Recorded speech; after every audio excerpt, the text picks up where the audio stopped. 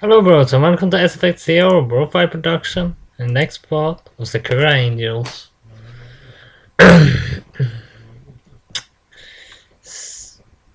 What happened now?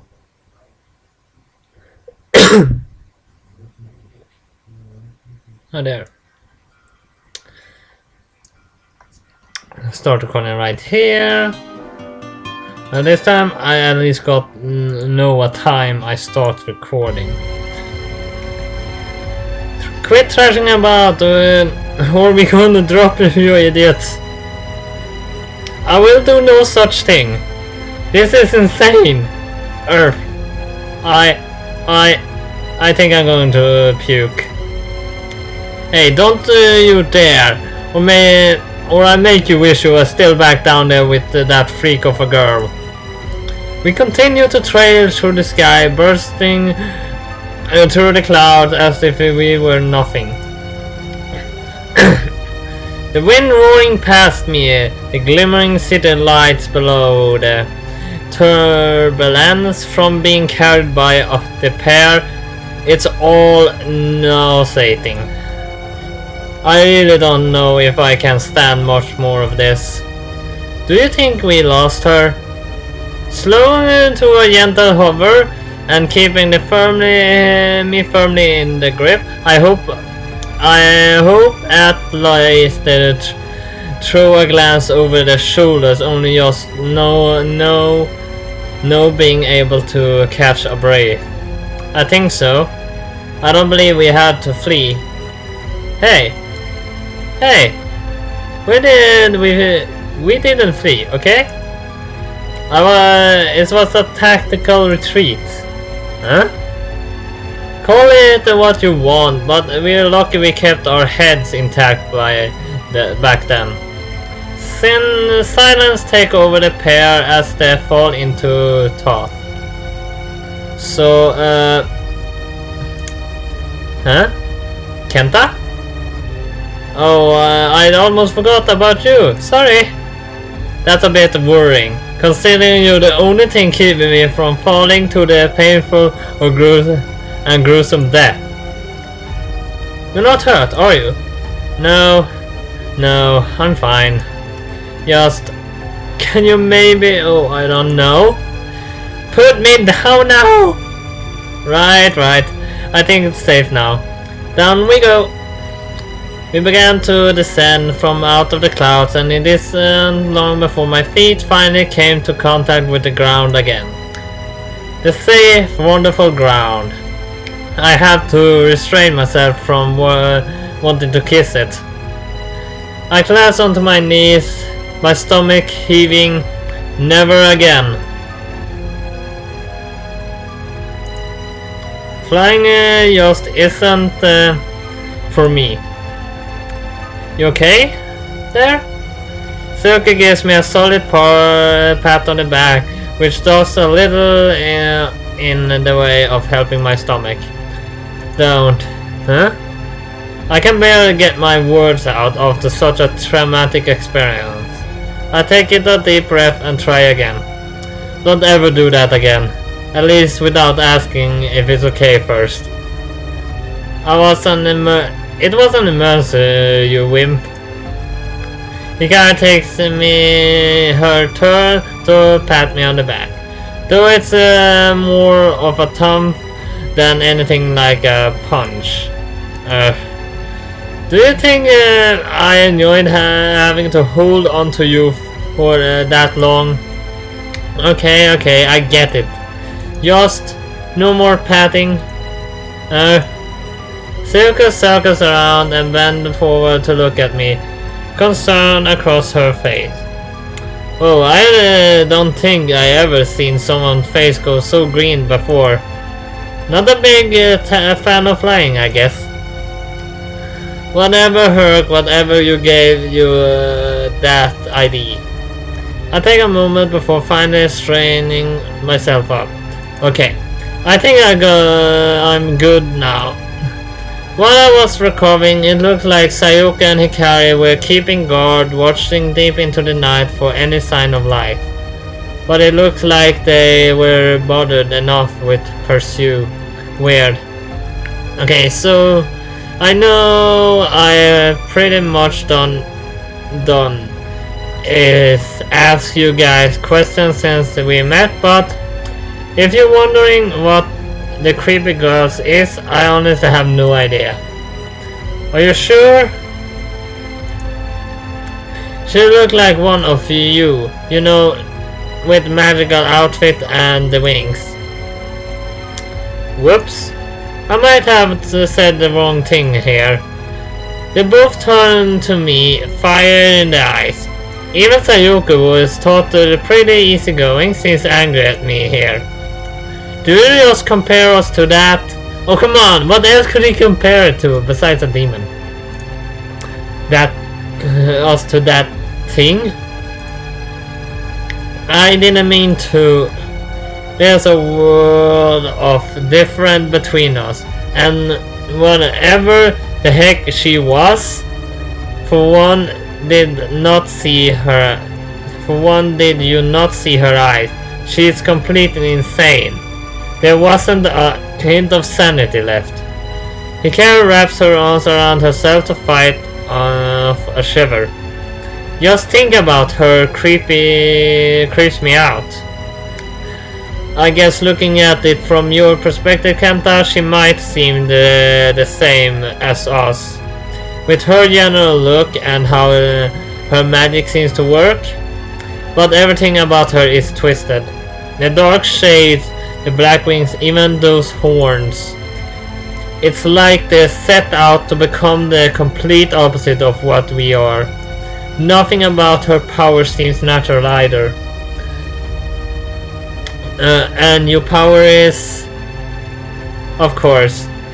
We worked hard to get to where we are today, you know. Like we were just born like this. With her thought, it's like I was. She fell silent, deep in thoughts. Man, I really don't get any of this. All I know is that apparently those monsters are the only thing I have to fear now. Apparently don't think. Sayoko snaps back into her reality and grin. I think we had enough excitement for one day anyway. How about we get you home now? She reaches out and takes a hold of my arm, but I'm one step ahead of and jump back. I can already tell what she had in mind. No more flying. We walk, okay? Walk. Ah, if you're sure. It's much safer in the skies though. Like hell it is. I get that actually. I was lucky I didn't have a heart attack when we were dragging me through the clouds like that. Completely shattered after all the events of today, we start the journey back home. It isn't long before we arrive back at my house, and I can happily say we ran into no more monsters or crazy skitch-wielding girls along the way. I can't believe I even have to take them into consideration now. What has my life become? Reaching the front door to my house, however, I proceed with a problem. These two girls insist on protecting me, and we're just about to follow me straight into the house before I realized they were still there. Somehow I get the idea my parents might be obsessed to me bringing in two complete strangers, girls at that.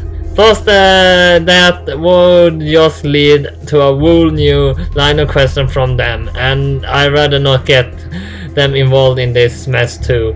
So I took a while and lot negotiating, and I really meant a lot. I was pretty much on my knees at the point, but I was able to pursue them that I would perfectly safe in my house.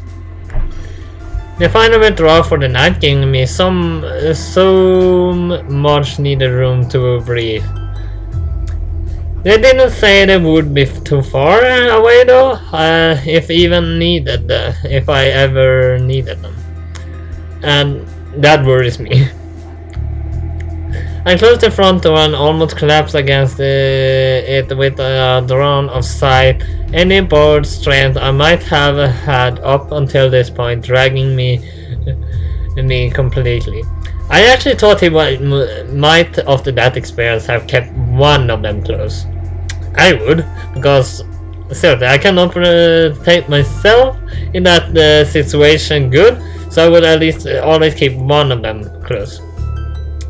What a day.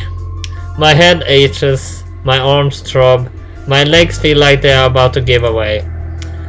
I can't believe I'm even still standing after all that. The smell of food is heavy in the air, and the aroma enough to make my mouth water. Oh, right. I think I had forgotten to eat today. I should probably fix that. I want any chance to surviving with tomorrow might bring me.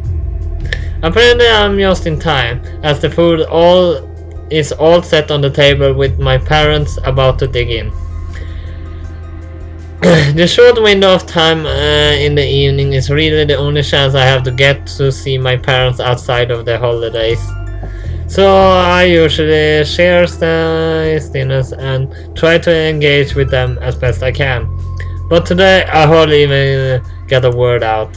I sort of just grunt in their direction before I collapse into the dining chair. As the meal goes on, the usual questions come between us, such as our days had went and I had been up too much. Despite looking completely shattered, I saw I was just like any other day.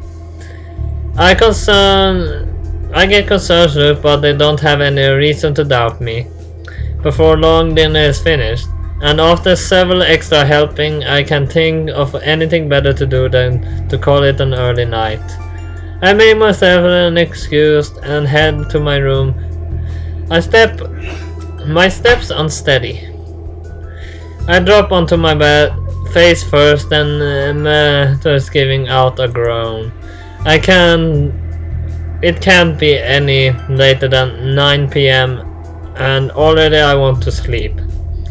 Is every day going to be like this from here on out? I hope not. I hope not. Exactly the same. Oh, that is just legend. Wait for it. Diary. While I could just as easily fall asleep in the current position I'm in, there's probably a good risk I might suffocate, so I guess I might as well do things the proper way, if I have to. I push up off the bed and go to close the curtains. Maybe I already fell asleep. As I went to close the curtain, my eyes are drawn to an amber glow down my garden. A fire? A campfire, to be precise. I gave you three guesses as to whose the campfire belonged to. Sayaka and Hikari. Yep, the two magical girls. Sayaka and Hikari seems to have taken upon themselves to set up a little base camp in the back garden, completely with a tent of fire. Well, that was crazy. I guess when they said they would be close by, they really meant close by. I think they're trying to cook something, going by the pan over the fire. I didn't realize the leaves were so rough, with how glamorous they general look. Oh, they saw me. So okay, Gibson and turns her way to my way and takes her eyes off the pan. Yeah, okay, hi. I get a fever way back. Somehow I get the feeling I should be worrying about this for more than I am. But whatever. This can wait until tomorrow. I draw the curtain shut right as whatever Sayaka was cooking in the pan ignites into a tremendous fire. I can just about hear Hikari cry in terror through the window panes. Letting out a fine and mighty yawn, I flop backwards onto the bed, and it's not long before whatever Sayaka semblance of consciousness I might have had left raced into the night.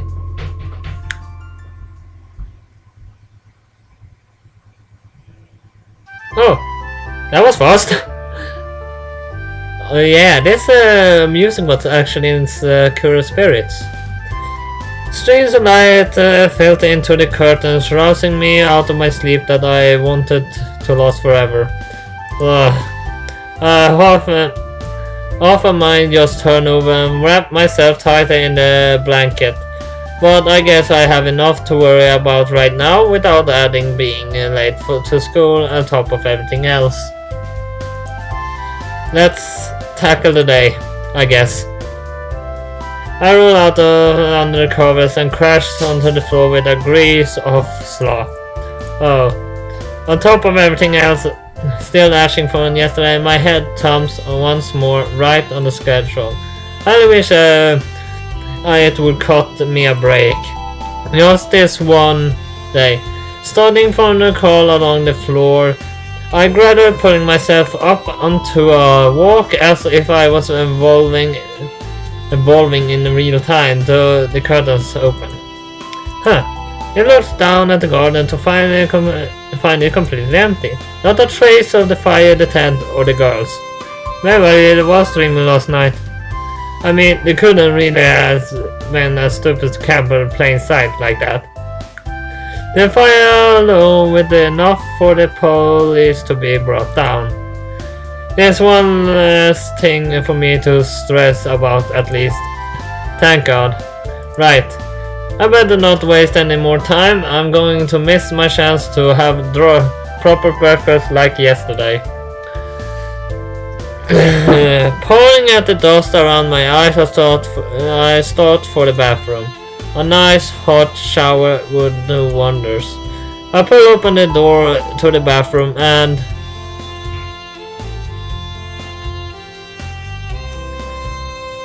what? What? The bathroom is occupied. What the heck are you gawking at? Close the door. Sorry, my bad. Wait, did you just realize the Hikari is in the bathroom? I slammed the door back shut. My heart is erratic mess. That was a close one. Wait a second. Something isn't adding up here. I swing to open the door again and sight back away the brave once more. Even thought I already knew what to expect. Oh, what are you doing now, you pervert? I know it. It's Hikari. Huh? Rather underdressed Hikari at that. She's caught like a deer frozen in headlights. Her entire body tensing up a near starkest pose. She's down to her rather exuberant underwear. If you don't count the socks she was in the process of taking off. The match and everything. With how she's bent forward like this, my eyes can't help but drawing to her rather ample Kenta. Huh? I snapped out of whatever days I might have been in the shrill tone.